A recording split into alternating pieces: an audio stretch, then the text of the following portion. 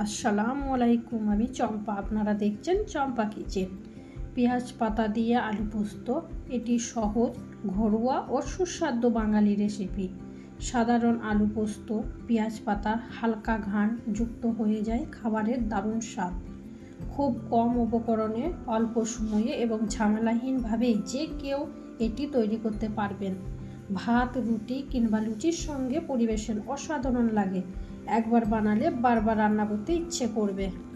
বন্ধুরা, আমি এখানে নিয়ে নিয়েছি আলু দুটো ছোট ছোট করে কেটে নিয়েছি, আর পেঁয়াজ পাতা পরিমাণ মতন নিয়েছি, ওইটাও ছোট ছোট করে কেটে নিয়েছি।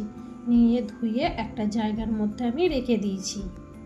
এবার আমি চাপিয়ে দিলাম গ্যাসে কড়াইয়ের মধ্যে দিয়ে দিলাম পরিমাণ মতন সর্ষে তেল।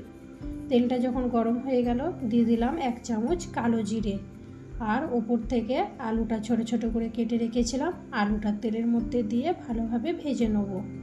এইভাবে 2-4 বার লাল করে আমি ভেজে নেব। যতক্ষণ না লাল লাল হবে ততক্ষণ অবধি আমি এটা নেড়ে চেড়ে ভেজে নিলাম।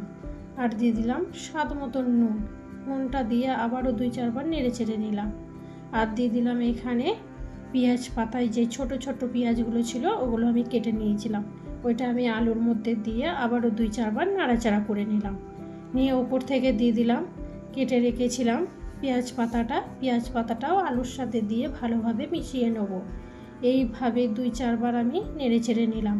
মোটামুটি এখানে 10 মিনিট আমি নাড়াচাড়া করে নিব। দিয়ে দিলাম এখানে 1 চামচ হলুদ গুঁড়োটা আমি দিয়েছি, আপনারা নাও দিতে পারেন।